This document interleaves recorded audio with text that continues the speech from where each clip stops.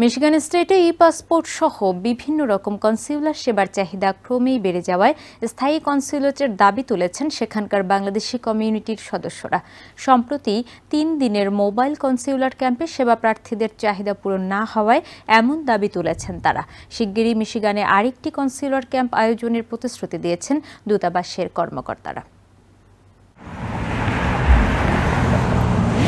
বাংলাদেশি বসবাসকারীদের সংখ্যার হিসাবে আমেরিকার মধ্যে দ্বিতীয় স্থানে আছে মিশিগান স্টেট। ১০০,০০০-এরও বেশি বাংলাদেশির বাস এই স্টেটে, কিন্তু তারপরও নেই দূতাবাসের কোনো স্থায়ী কনসুলেট অফিস। এসব সেবা পেতে এখানকার বাসিন্দাদের ৭০০ মাইল পাড়ি দিয়ে যেতে হয় ওয়াশিংটন ডিসিতে। সমাধান হিসেবে ভ্রাম্যমাণ কনসুলার ক্যাম্পের আয়োজন করে থাকে বাংলাদেশি দূতাবাস।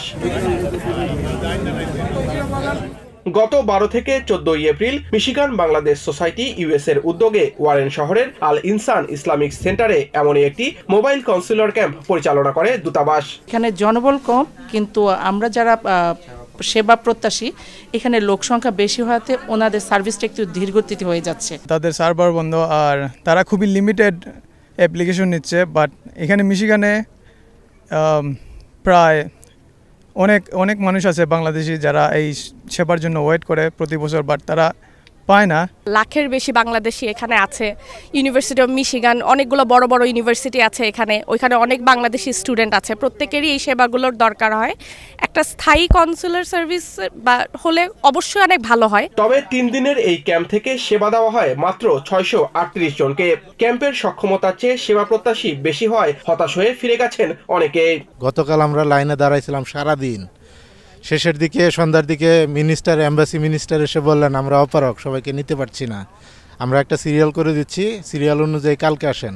আজকে আবারও আসি, এখানে এসে দেখি নোটিশ বোর্ডে ঝুলায় রাখছে ১৭০ পর্যন্ত আজকে প্রসেস করা হবে। মানি অর্ডারের রিসিটও ফেরত পাচ্ছি না, ওরা আমার অ্যাপ্লিকেশন নিচ্ছেও না, বলতেছে যে ওয়াশিংটন যেতে। আমরা মিশিগানে এরকম কোনো সিস্টেম নাই।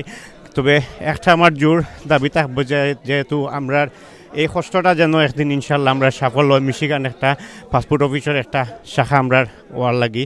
বাংলাদেশ সোসাইটি অব মিশিগানের সদস্য সেলিম আহমেদ জানান, শিগগিরই দ্বিতীয় কনসুলার ক্যাম্প পরিচালনার বিষয়ে দূতাবাস কর্মকর্তারা তাদেরকে আশ্বস্ত করেছেন।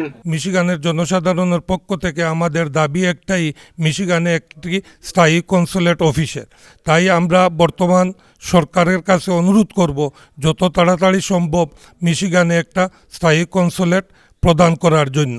মিশিগান স্টেট ডেমোক্রেটিক পার্টির vice chairman doctor Shahin Hasan এবং ইঞ্জিনিয়ার সাইফুল্লাহ বলেন, সেখানে স্থায়ী কনসুলেট অফিস স্থাপন এখন সময়ের দাবি।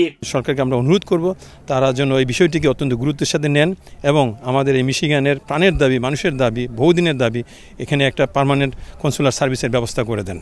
এতে করে লাখ লাখ মানুষ উপকৃত হবে, পার্শ্ববর্তী স্টেটের মানুষগুলো উপকৃত হবে এবং সরকারও এখান থেকে রেমিটেন্স পাবে, এখান থেকে আয় পাবে। এখানকার জনগণের জন্য বাংলাদেশ এম্বাসির একটা ডাইরেক্ট সাপোর্ট খুবই জরুরি এবং আমরা আশা করব যে আমরা সেকেন্ড লার্জেস্ট কমিউনিটি হিসাবে নিউ ইয়র্কের পরেই ওয়াশিংটন ডিসিতে বাংলাদেশ এম্বাসি থাকার থেকেও আমাদের মিশিগানে একটা এম্বাসি অথবা কনসুলেট থাকার খুবই জরুরি ছিল। ৩ দিনের ভ্রাম্যমাণ কনসুলার ক্যাম্প থেকে এনভিআর সেবা দেওয়া হয় ১১৯০ জনকে, ই পাসপোর্ট সেবা দেওয়া হয় ৬৩৮ জনকে এবং পাওয়ার অফ অ্যাটর্নি সেবা দেওয়া হয় ৩২ বাংলাদেশিকে।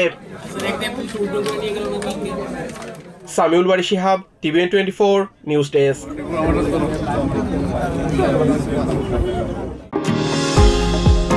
নিউ ইয়র্ক থেকে সম্প্রচারিত টিভিএন 24 টেলিভিশন বিশ্বজুড়ে বাঙালির কণ্ঠস্বর।